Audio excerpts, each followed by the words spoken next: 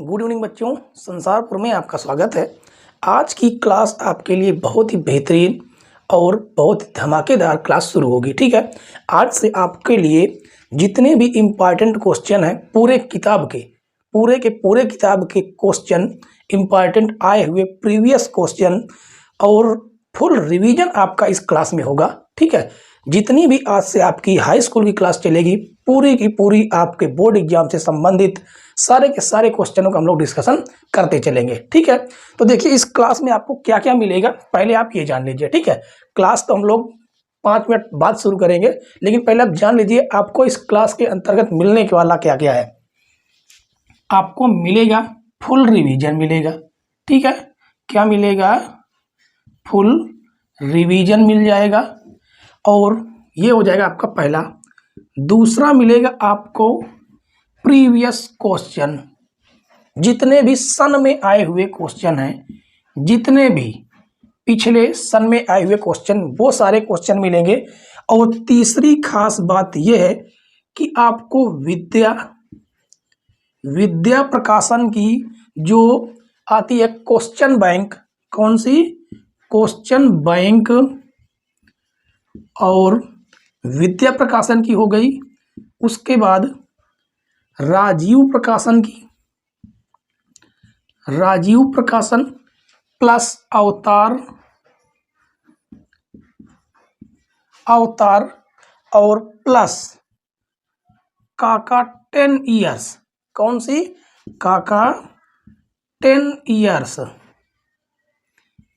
ये 4 क्वेश्चन बैंकों का समावेश आपको इस क्लास में मिलेगा। ठीक है, क्वेश्चन के साथ साथ जो भी क्वेश्चन होंगे, क्वेश्चन के साथ साथ उसके आगे सन भी लिखा होगा कि किस सन में ये क्वेश्चन आया हुआ है, जिससे आपको पूरी तरह से कंफर्म भी हो जाएगा कि हाँ ये क्वेश्चन आपके लिए महत्वपूर्ण है या नहीं है। ठीक है, तो चलिए आज की क्लास हम लोग शुरू करेंगे वास्तविक संख्याएं यानी रियल नंबर से। ठीक है, एक एक चैप्टर के जितने भी क्वेश्चन होंगे वो सारे क्वेश्चन एक एक चैप्टर के इम्पॉर्टेंट क्लास में इम्पॉर्टेंट क्वेश्चन एक तरफ से करवाते चलेंगे।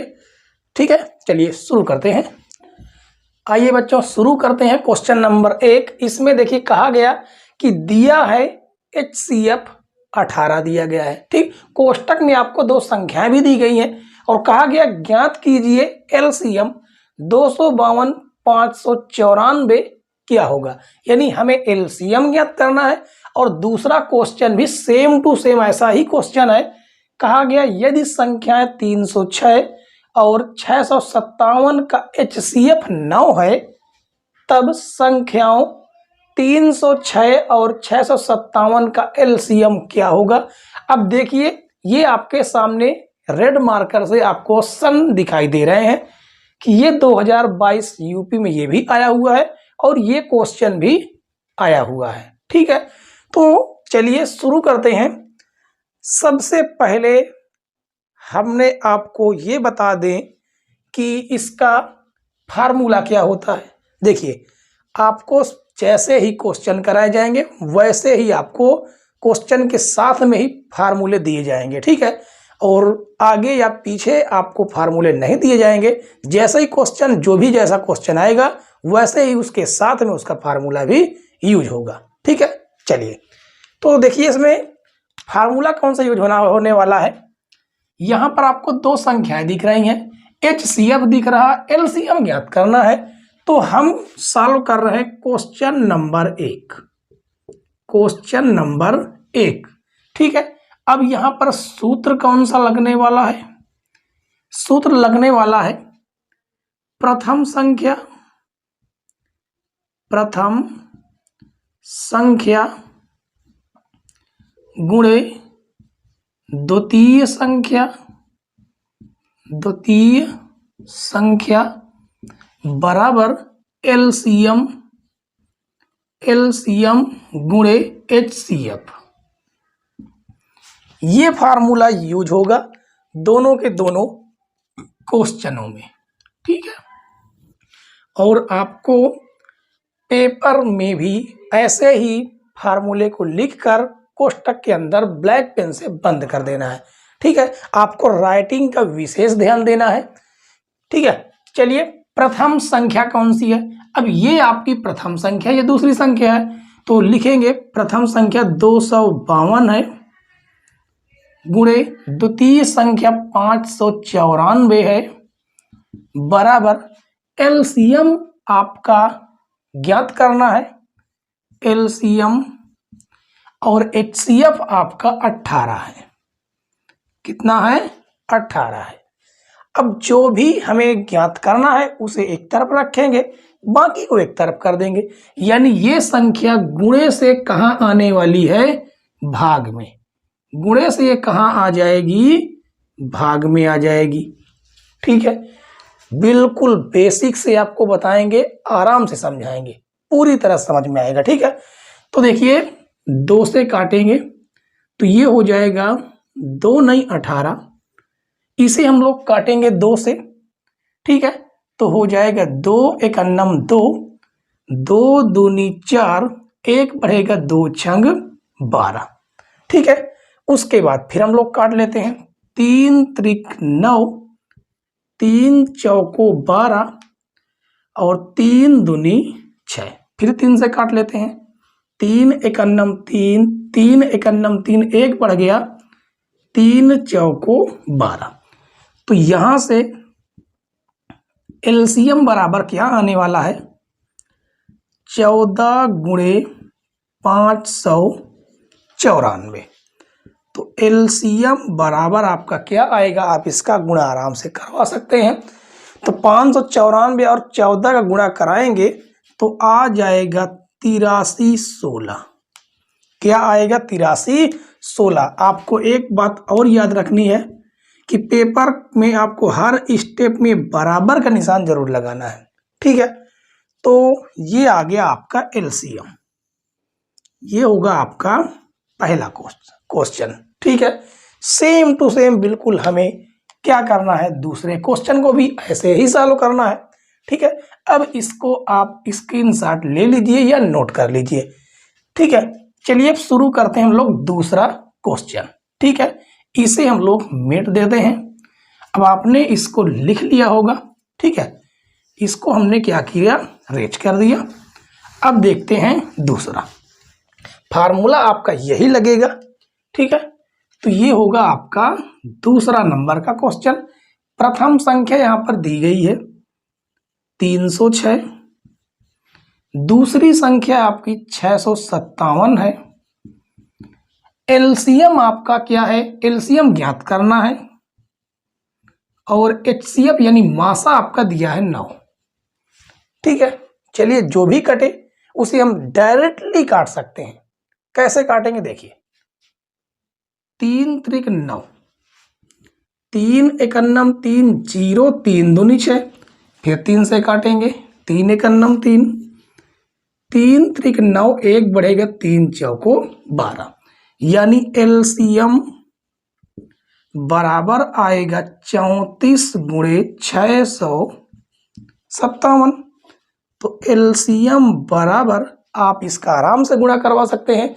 जैसे इसका आप लोग गुणा कराएंगे तो ये आएगा 22 33 8। ये होगा आपका एलसीएम। ठीक है, हमने आपको फिर बताते हैं कि हर एक स्टेप में आपको बराबर का निशान जरूर लगाना है। ये होगा आपका दूसरा आंसर। कितना बेसिक सा और छोटा सवाल है। आपको ये क्वेश्चन केवल एक ही नंबर में देखने को मिलेंगे। ठीक है, चलिए देखते हैं अगले क्वेश्चन की ओर चलते हैं। ठीक है, तीसरा क्वेश्चन देखिए बच्चों, इसमें कहा गया कि बिना लंबी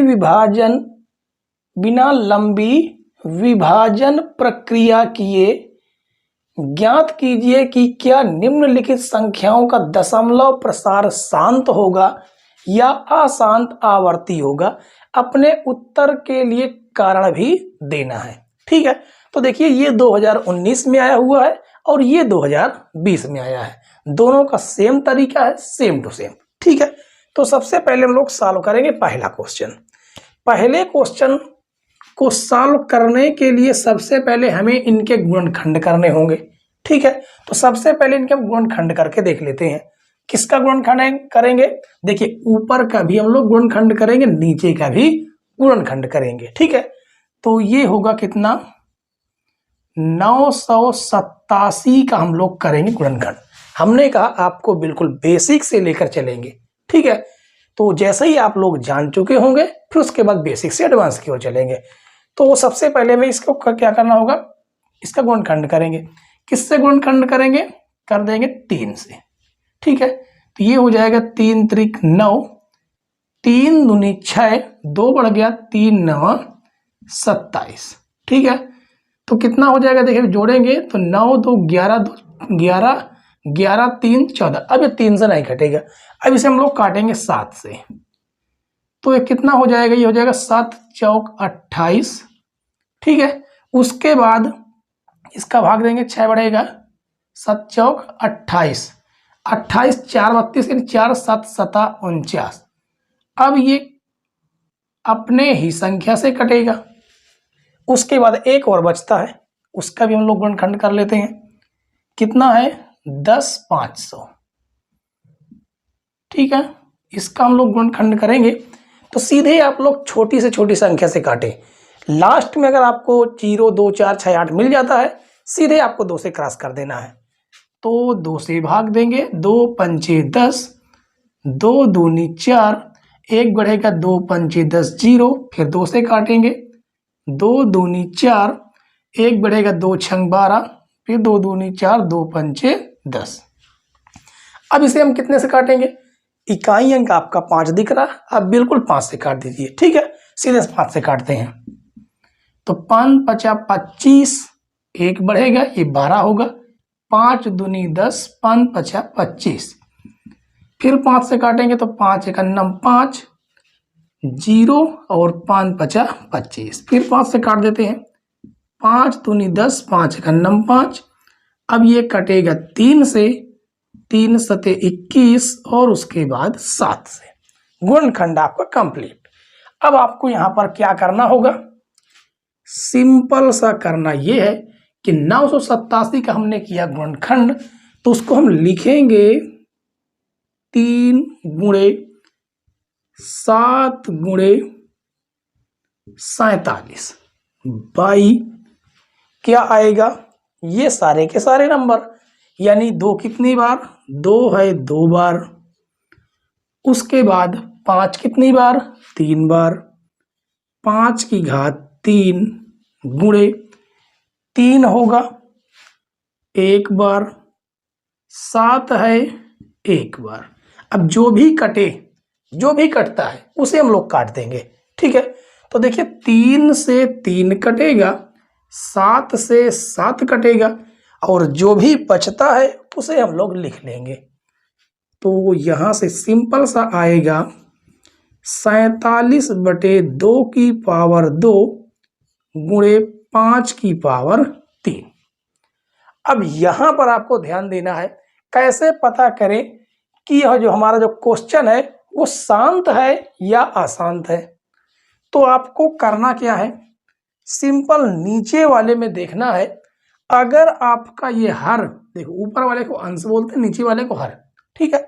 अगर ये हर जो संख्या है 2 की पावर n या 5 की पावर 2 की पावर m 5 की पावर n के रूप का है, तो समझ जाइए कि ये जो क्वेश्चन है आपका वो शांत आवर्ती है, ठीक है। देखिए ऐसे लिखेंगे दी गई परिमेय संख्या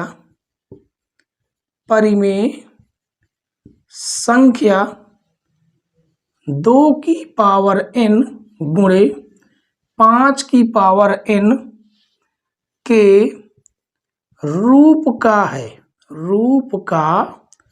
है, अतः यह संख्या शांत आवर्ती है। क्या है, शांत आवर्ती है। ये होगा आपके उत्तर का कारण, ठीक है। चलिए दूसरा क्वेश्चन देखते हैं। दूसरा क्वेश्चन में भी सेम टू सेम यही तरीका अपनाना है। आपको करना यह है कि ऊपर वाली संख्या का देखिए, अगर आप गुणनखंड भी करेंगे तो कोई मतलब नहीं होगा। क्यों? क्योंकि ये जिसका भी गुणनखंड है नीचे वाली संख्या किसी को काट ही नहीं पाएगी। यानी ये 3 के गुणनखंड आपको साफ साफ दिख रहे हैं और नीचे कोई भी संख्या नहीं है 3 से कटे। ठीक है, तो सिंपल सा आपके सामने इसमें कुछ हल करने की जरूरत भी नहीं है। यहां पर सीधे सीधे गुणनखंड ही दे दिया है। और कैसे जाने कि ये गुणनखंड है या नहीं, तो हमने अभी आपको तरीका ये बताया। सिंपल सा आपको ये याद रखना है कि अगर हर संख्या का हर 2 की पावर n m 5 की पावर n के रूप का है तो वह संख्या दशमलव, उसका जो दशमलव प्रसार होगा वह शांत होगा। ठीक है, और एक बात आपको याद रखनी है कि अगर 2 की पावर m और 5 की पावर n के अलावा कोई भी संख्या आ जाती है, कोई भी XYZ कोई भी संख्या आ जाती है, तो समझ जाइए कि वह क्वेश्चन क्या होगा, उसका दशमलव प्रसार अशांत होगा। जैसे ये संख्या में आपको दिख रहा है, यहां पर क्या है कि 2 की पावर m 5 की पावर n के रूप का तो है, लेकिन साथ में संख्या भी लग गई। तो इसलिए हम यहां पर कहेंगे दी गई संख्या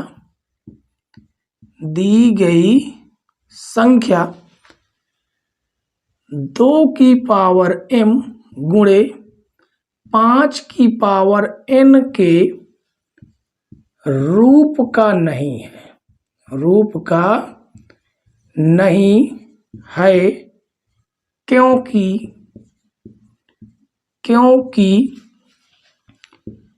2 की पावर 2 गुणे 2 की पावर 7 या 5 की पावर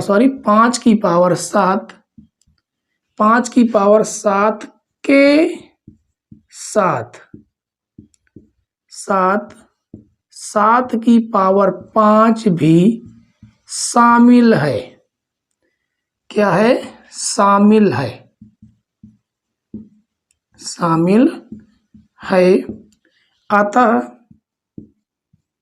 अतः यह संख्या अशांत आवर्ती है। अशांत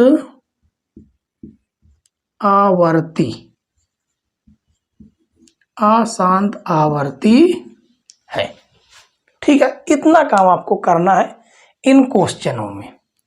केवल और केवल आपको हर का ध्यान देना है। ठीक है, अगर वो 2 की पावर m 5 की पावर n का केवल और केवल बनता है तो वह क्वेश्चन शांत होगा, उसका दशमलव प्रसार भी शांत होगा। ठीक है, लेकिन अगर 2 की पावर m 5 की पावर n के अलावा और भी कोई संख्या आती है तो समझ जाइए वो क्वेश्चन अशांत होगा। ठीक है, चलिए अगला क्वेश्चन हम लोग देखते हैं, क्वेश्चन नंबर 4। अगला क्वेश्चन देखिए बच्चों, इसमें क्वेश्चन नंबर 4 और 5 दोनों के दोनों एक ही टाइप के क्वेश्चन है, इसलिए हमने दोनों को एक साथ ले लिया है। ठीक है, देखिए यहां पर कहा गया कि संख्याओं 1656 और 4025 का मासा यूक्लिड विभाजन प्रमेयिका द्वारा ज्ञात कीजिए। ये आया हुआ 2020 में है। और यहाँ पर 5वां क्वेश्चन जो है इसमें कहा गया यूक्लिड विभाजन एल्गोरिथ्म से संख्याओं 135 और 225 का महत्तम समापवर्तक ज्ञात कीजिए। ये सन में 2 बार लगातार आया है, 2019 और 22 में। ठीक है, तो देखिए इसमें हम केवल आपको एक क्वेश्चन बता देते हैं, बाकी एक क्वेश्चन अपने आप करेंगे। ठीक है, तो सबसे पहले देखिए यहां पर हम कौन सा क्वेश्चन सॉल्व करने वाले हैं। क्वेश्चन सॉल्व करने वाले हैं 5वां। कौन सा क्वेश्चन? 5। ठीक है, ये क्वेश्चन हम सॉल्व करेंगे। केवल आपको एक क्वेश्चन समझने की जरूरत है, बाकी आप लगा सकते हैं। तो देखिए इसमें सबसे पहले में करना क्या है कि हमें ये देखना है कि संख्या कौन सी बड़ी और कौन सी छोटी है, और हमें ये बताना भी होगा कि संख्या बड़ी और छोटी कौन सी है। ठीक है, तो लिखेंगे यहां पर दी गई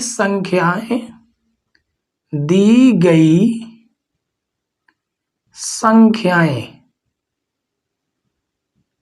दी गई संख्याएं 135।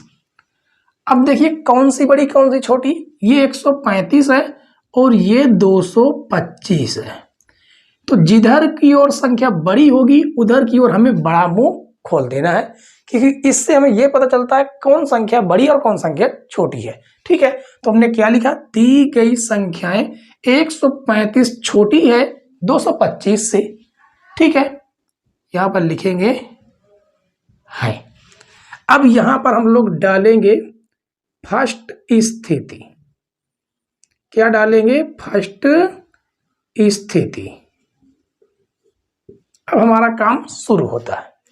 तो हमें करना क्या है कि 135 का क्या करना है, 135 का भाग देना है 225 में, 225 में देंगे भाग। ठीक है, कितनी बार जाएगा, केवल और केवल एक बार जाएगा, यानी आ जाएगा 135। इसे हमें घटा देना है तो ये होगा 0। ठीक है, और इधर से 12 हो जाएगा, 12 से 3 जाएगा 9 आएगा। इसी को हमें लिखना है। अब यहां पर किस फार्मूले का इस्तेमाल करना है, तो यहां पर आपको हम लिख देते हैं। कौन सा फार्मूला, यहीं पर चलिए लिख देते हैं। ठीक है, फार्मूला हम कौन सा इस्तेमाल करने वाले हैं, भाज्य। भाज्य बराबर भागफल, भाज्य बराबर भागफल गुणे भाजक, भाजक प्लस शेषफल, शेषफल। ठीक है, इस फार्मूले का हम लोग यूज करेंगे। इसे आप थोड़ा और अच्छे से जान लीजिए कि भाज्य हम लोग कहते हैं बीच वाले को, इस संख्या को हम लोग क्या बोलते हैं, भाज्य। ठीक है, और ये जो हम भाग दे रहे हैं ये है भाजक, ये है भाजक, और ये जो भाग देने पर आपको प्राप्त होता है फल उसे हम लोग बोलते हैं भागफल, और ये हो जाता है आपका शेषफल, शेषफल। ठीक है, चलिए यहां पर लिखेंगे। तो भाज्य आपको कितना है, 225 है, तो भाज्य हो जाएगा 225।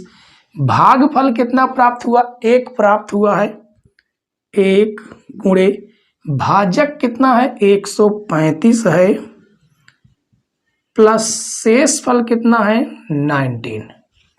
ठीक है, तो अब यहां पर हमें क्या लिखना है, यहां पर लिखेंगे शेषफल, शेषफल इक्वल नॉट 0। कहने का मतलब शेषफल हमें 0 नहीं प्राप्त हुआ। ठीक है, इसे हम यहां पर न लिखकर हम सामने भी लिख सकते हैं। कहां पर, यहां पर कोष्टक में, शेषफल इक्वल नॉट 0।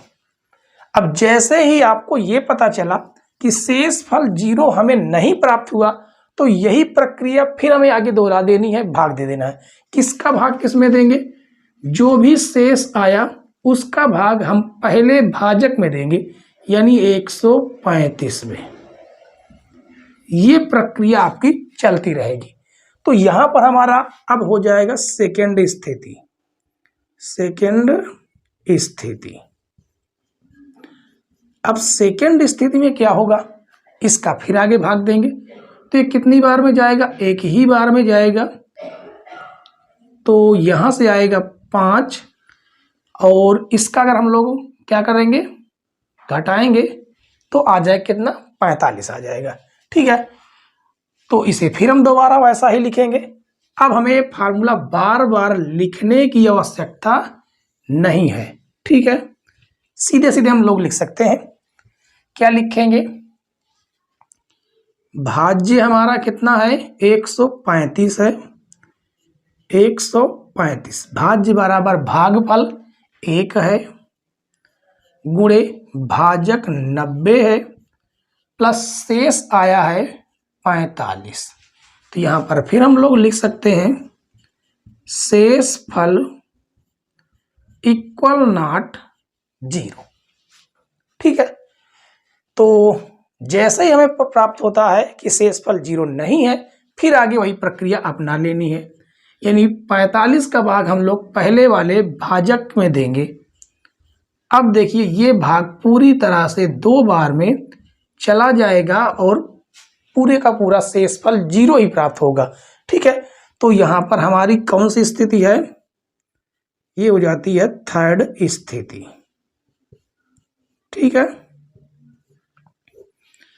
भाज्य हमारा कितना है? 90 है। भाज्य बराबर भागफल, भागफल हमें 2 प्राप्त है और भाजक हमारा 45 है, शेषफल 0 है। तो यहां पर लिख सकते हैं अतः शेषफल इक्वल 0। जैसे ही शेषफल में 0 प्राप्त हो जाता है तो लिखेंगे इसलिए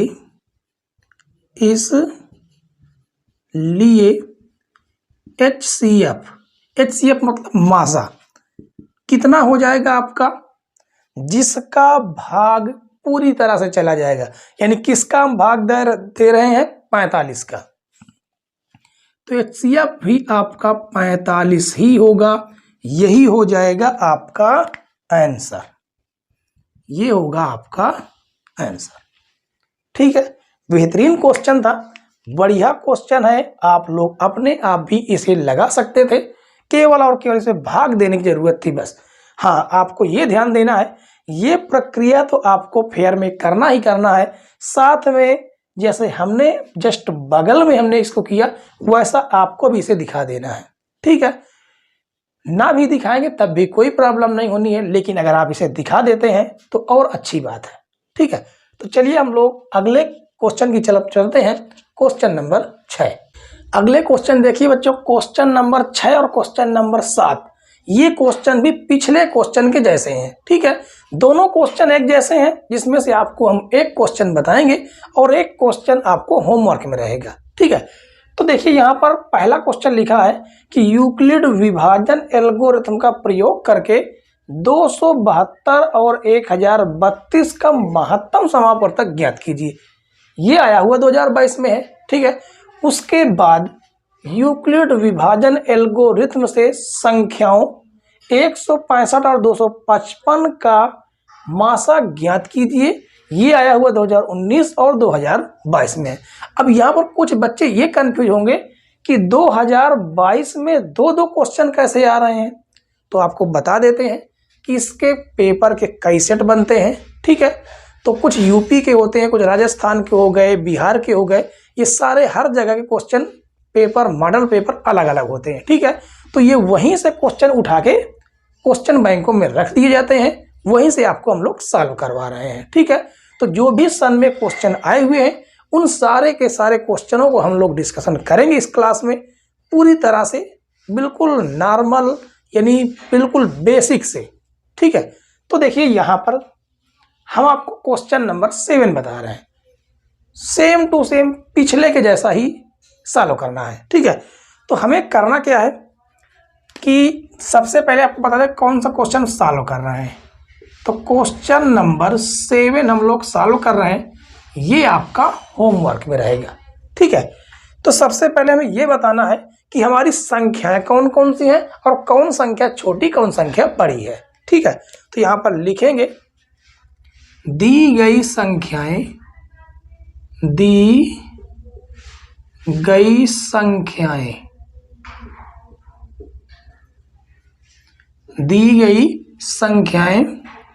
165, 255 हैं। अब इसमें बड़ी कौन छोटी कौन यही बताना। तो 165 आपको छोटी दिख रही, 255 बड़ी दिख रही, तो बड़े के तरफ बड़ा सा निशान बना देना है। ठीक है, अब हमारा शुरू होता है फर्स्ट स्थिति। फर्स्ट स्थिति आप बोल सकते हैं, प्रथम स्थिति भी आप हिंदी में लिख सकते हैं। ठीक है, तो फर्स्ट स्थिति की शुरुआत कहाँ से होती है?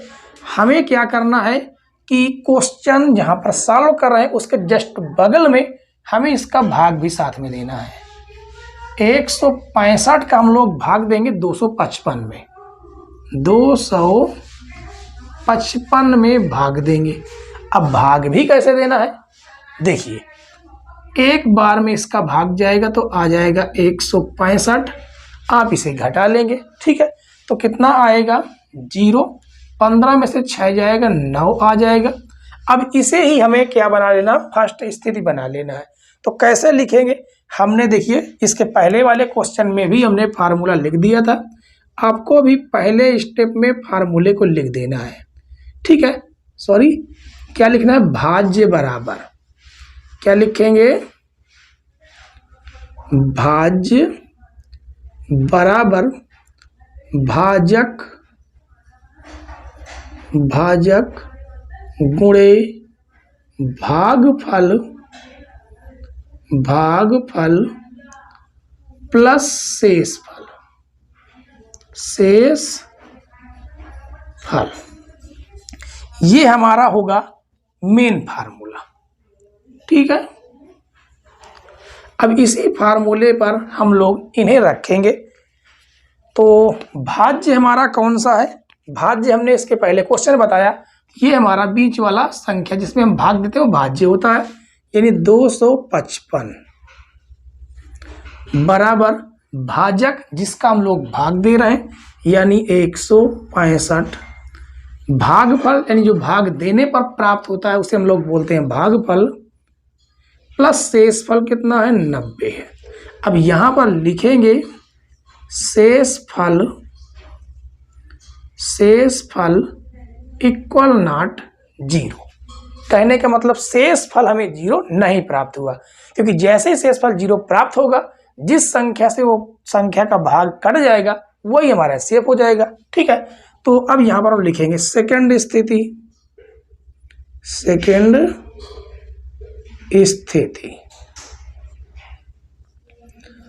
तो सेकंड स्थिति में हमें यही करना है कि अब हम 90 का भाग देंगे 165 में, कितनी बार में जाएगा, एक ही बार में जाएगा। तो इसे हम लोग घटाएंगे तो ये आ जाएगा 5 और 16 में से 9 जाएगा तो आ जाएगा कितना 7, ठीक है। 165 से हम लोग 90 घटाएंगे तो आ जाएगा 75। तो इसे हम बना लेंगे सेकंड स्थिति, यानी हमारा जो भाज्य है वो 165 है, भाज्य बराबर भाजक 90 है और शेषफल 75। अब यहाँ पर भी हम वही प्रक्रिया लिखेंगे, शेषफल इक्वल नॉट 0। फिर आगे बढ़ेंगे, यानी हमें 75 का भाग 90 में देना होगा, तो 90 में देंगे, कितनी बार में जाएगा, केवल और केवल एक ही बार जाएगा। और इसे हम लोग घटाएंगे, 10 में से 5 जाएगा 5, ये कितना बच जाएगा 8, 8 में से 7 जाएगा तो 1 बचेगा, ठीक है। अब ये हमारी थर्ड स्थिति बनेगी, थर्ड स्थिति। चलिए क्या करेंगे, तो हमारा जो भाज्य है वो तो हमारा 90 है, भागफल हमारा 1 है लेकिन भाजक 75 गुणे 1 प्लस शेषफल 15। यहाँ पर लिखेंगे शेषफल इक्वल नॉट 0, ठीक है। फिर आगे बढ़ेंगे, यानी हमें 15 का भाग देना होगा 75 में। ऐसी प्रक्रिया हमें कब तक करना है, जब तक हमें शेषफल 0 ना प्राप्त हो जाए, ठीक है। चलिए देखते हैं, 15 का भाग 75 में देंगे तो 15 पचे 75, यानी कि हमें शेषफल अब 0 प्राप्त हो चुका, ठीक है। तो ये हो जाएगी हमारी फोर्थ स्थिति। तो करना क्या है कि भाज्य हमारा 75 था, भाजक 15 था और भागफल 3, शेषफल हमें 0 प्राप्त हुआ। तो यहाँ पर लिखेंगे शेषफल इक्वल 0। तो लिखेंगे यहाँ पर अतः कौन सी संख्या है, 165 और 255 255 का HCF यानी मासा कितना होगा 15, जिससे हमारा भाग पूरी तरह से गया, 15 होगा। ठीक है, ये क्वेश्चन आपका पूरी तरह से सॉल्व हुआ। क्वेश्चन नंबर 6 आपका होमवर्क में रहेगा। ठीक है, चलिए अगले क्वेश्चन की ओर हम लोग चलते हैं। Question number 8। क्वेश्चन नंबर 8 देखिए, इसमें कहा गया कि सिद्ध कीजिए कि, अब यहां पर आपको कई क्वेश्चन ऐसे देखने को मिलेंगे कि √2 हो सकता है, √3 हो सकता है, √5 हो सकता है, √7 भी हो सकता है उस जगह पर। ठीक है, और कहा जाएगा एक अपरिमेय संख्या है, ये आपको सिद्ध करना। इस पूरे प्रश्नावली का मोस्ट इंपॉर्टेंट क्वेश्चन है ये, अधिकतर हर बार पेपर में पूछा जाने वाला क्वेश्चन है। ठीक है, इसमें आपको डबल स्टार लगा लेने हैं, जरूर इसे सॉल्व करके जाइएगा। ठीक है, तो क्योंकि ये कई बार पेपर में पूछा जाता है और हर बार आता ही है, पेपर में आता है 100%। ठीक है, तो देखिए यहाँ पर दोबारा पढ़ लेते हैं क्वेश्चन को। सिद्ध कीजिए कि √2, ये भी लिख सकते हैं, √3, √5 एक अपरिमेय संख्या है। हम केवल आपको एक क्वेश्चन करके दिखा देते हैं, सारे के सारे वैसा ही क्वेश्चन आपको सॉल्व करना है। ठीक है, चलिए देखिए, सबसे पहले हमें क्या करना है कि यहां पर जो कहा गया जस्ट उसका विपरीत हमें मानना है। कहा गया कि अपरिमेय संख्या सिद्ध कीजिए, तो हम यहां पर लिखेंगे माना √2 एक परिमेय संख्या है, एक परिमेय संख्या है जिसे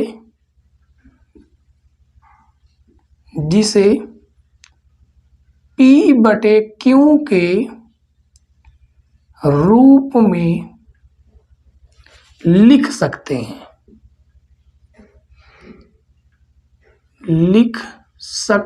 हैं, ठीक है, अब यहां पर क्या लिखेंगे, √2 बराबर P/Q, क्योंकि हमने यहां पर इसी बात को कहा है कि √2 एक परिमेय संख्या है जिसे हम P/Q के रूप में लिख सकते हैं। कहने का मतलब ऐसी संख्याएं जिन्हें हम अंश बटे हर के रूप में लिख सकते हैं, वो संख्याएं परिमेय संख्या होती हैं। ठीक है, तो यहां पर एक बात हम और लिखेंगे, जहां P व Q सह अभाज्य संख्याएं हैं, सह अभाज्य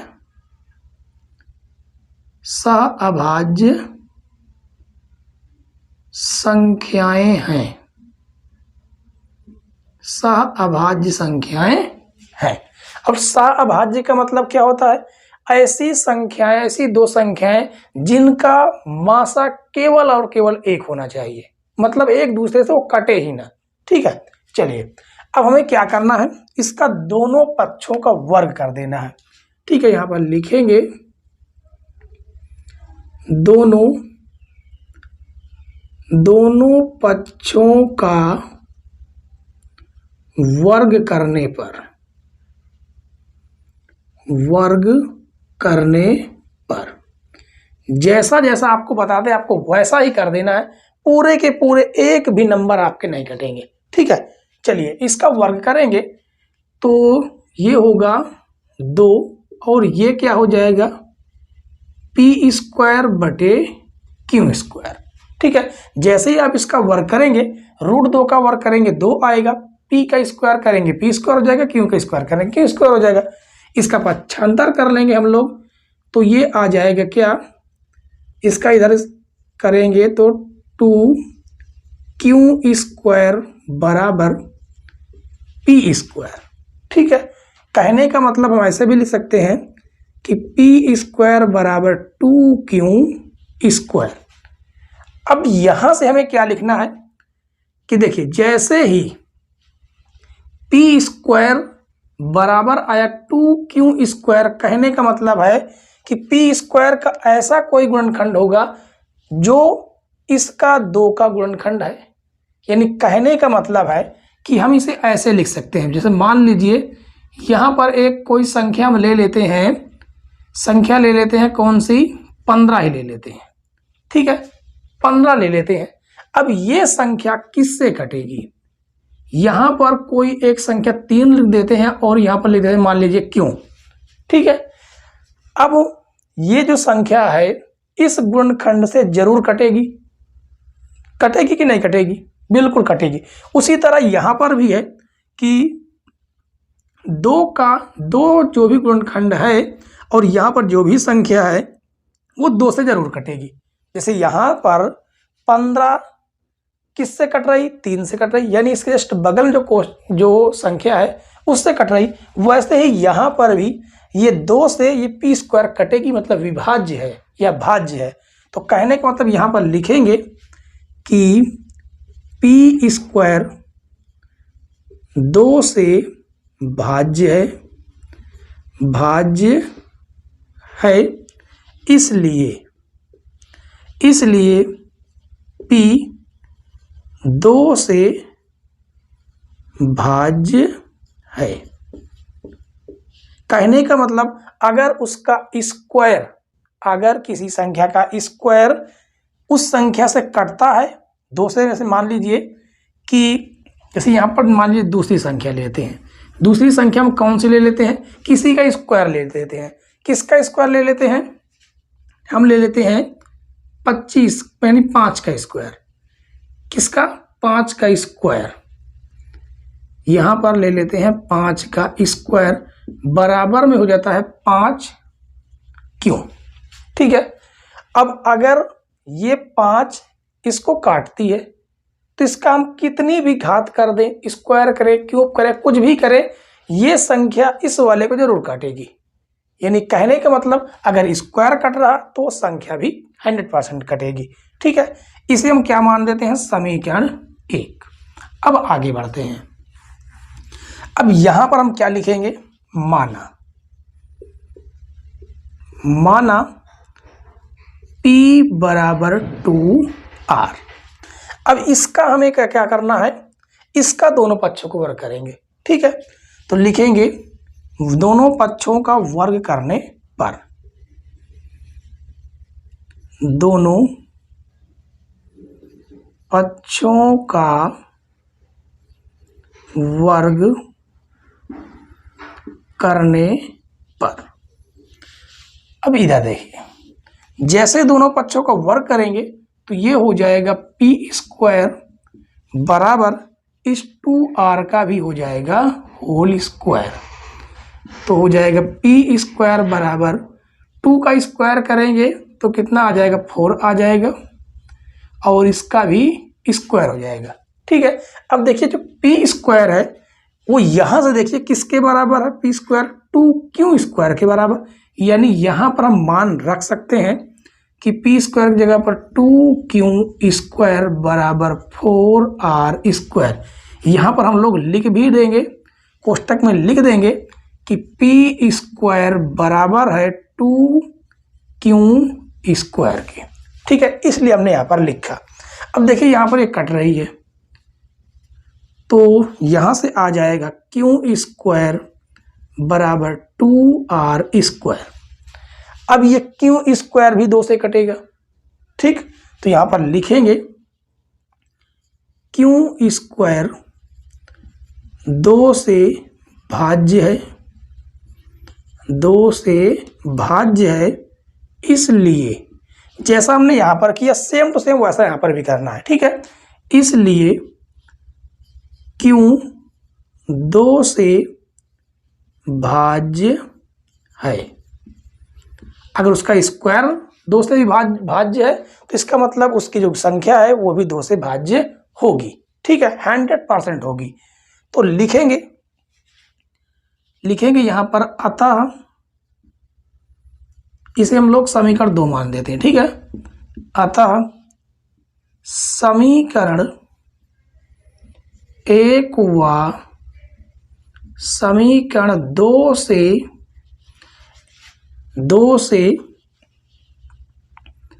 P व Q दो से भाज्य हैं, P व Q दो से भाज्य हैं, इसलिए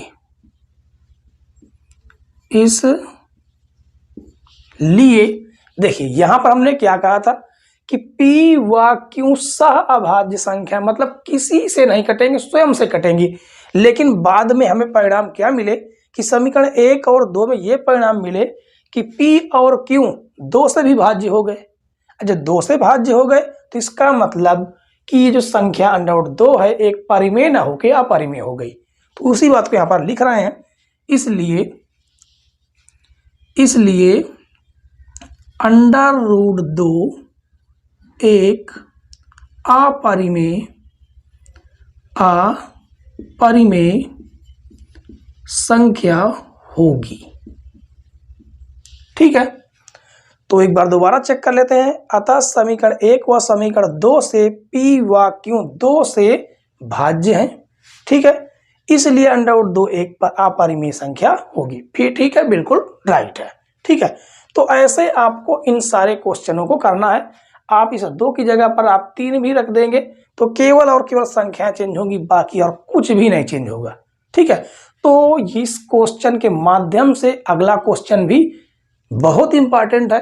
ये तो क्वेश्चन एक क्वेश्चन आपको क्वेश्चन नंबर 9 मिलेगा। वो क्वेश्चन दोनों मोस्ट इंपॉर्टेंट क्वेश्चन है इस प्रश्नावली के। ठीक है, चलिए अगला क्वेश्चन हम लोग देखते हैं, क्योंकि ये जो अगला क्वेश्चन होगा इस क्वेश्चन से ही संबंधित क्वेश्चन आपको मिलेगा। ठीक है, आज की क्लास का लास्ट क्वेश्चन देखते हैं बच्चों, क्वेश्चन नंबर 9, क्योंकि इस प्रश्नावली के जितने भी इंपॉर्टेंट क्वेश्चन थे वो सारे के सारे क्वेश्चन आपके करवा चुके हैं। ठीक है, छोटी प्रश्नावली थी, बढ़िया थी। ठीक है, तो देखिए यहाँ पर 9 में कहा गया कि सिद्ध कीजिए कि 2 माइनस √5, उसके बाद 3 √2, 3 प्लस 2 √ और 5 प्लस √3 एक अपरिमेय संख्या है। कहने का मतलब है कि जो आपके इतने नंबर लिखे हुए हैं, इन नंबर में से कोई भी संख्या आ सकती है। इन सभी क्वेश्चनों का एक ही तरीका है, एक ही हल है, केवल और केवल उसके नंबर बदल जाते हैं। ठीक है, और सन में देखिए लगातार आए हुए हैं क्वेश्चन ये, और हर बार आते भी हैं। तो ये क्वेश्चन भी आपका इंपॉर्टेंट क्वेश्चन है आपका। ठीक है, तो चलिए शुरू करेंगे। तो देखिए यहाँ पर हम आपको केवल एक क्वेश्चन सॉल्व करके बता देते हैं, पहला क्वेश्चन। ठीक है, तो यहाँ पर देखिए लिखा क्या गया है कि अपरिमेय संख्या है और हमें क्या करना है, जस्ट इसका अपोजिट मानना है। क्या मानेंगे, लिखेंगे माना 2 माइनस √5 एक परिमेय संख्या है,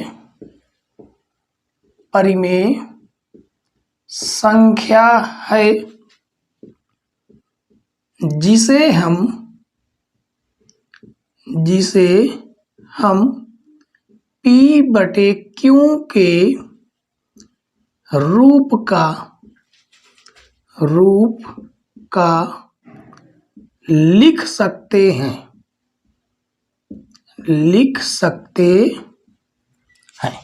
ठीक है, चलिए लिख देते हैं। क्या लिखेंगे कि 2 माइनस √5 बराबर P/Q। अब आपको यहां पर कुछ भी करने की जरूरत नहीं है, वर्ग करने की भी जरूरत नहीं है।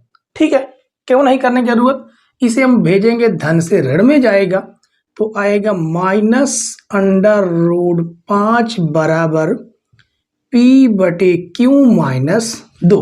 इस माइनस को हम लोग उधर भेजेंगे तो आएगा √5 बराबर माइनस P/Q -2। माइनस अंदर जाएगा तो आ जाएगा √5 बराबर, माइनस अंदर जाएगा तो 2 बन जाएगा प्लस का, और P/Q हो जाएंगे माइनस के। इसे हम लोग क्या मानेंगे, समीकरण 1। ठीक है, अब देखिए, अब हमें क्या लिखना है कि समीकरण 1 के अनुसार, जैसे हम हिंदी लिख रहे हैं आपको सेम टू सेम वैसी हिंदी लिख सकते हैं, ना भी याद रहे तो आप बना के भी लिख सकते हैं। ठीक है, लेकिन गलत नहीं लिखना है। तो लिखेंगे समीकरण 1 के अनुसार यदि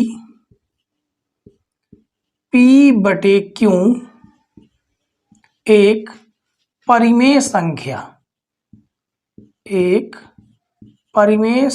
है, तो परिमेय संख्या है तो 2 P/Q भी क्या होगी, परिमेय संख्या होगी। ठीक है, परिमेय संख्या होगी। ठीक है, अब अगर 2 P/Q परिमेय संख्या है तो ये है किसके बराबर, √5 के बराबर। तो हम कहेंगे कि अतः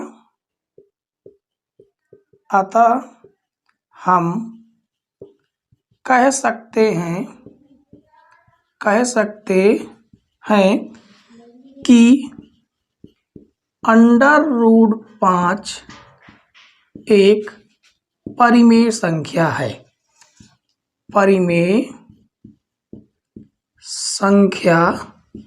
है, परंतु क्या है, परंतु हम जानते हैं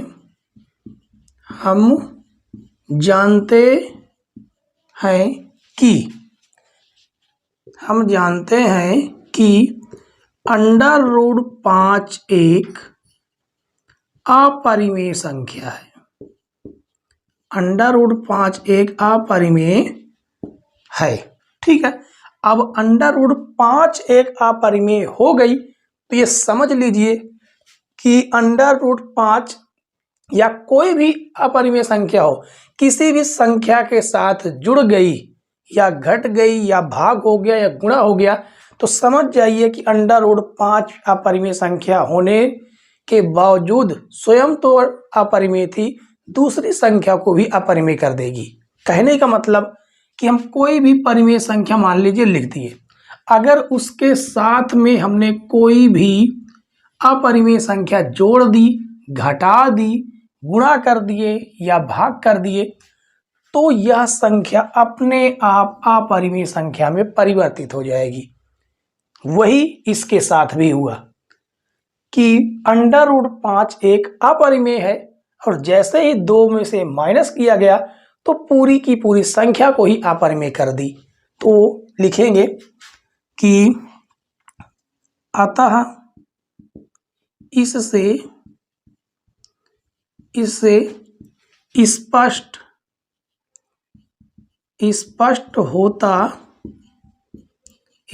होता है कि 2 √5 एक अपरिमेय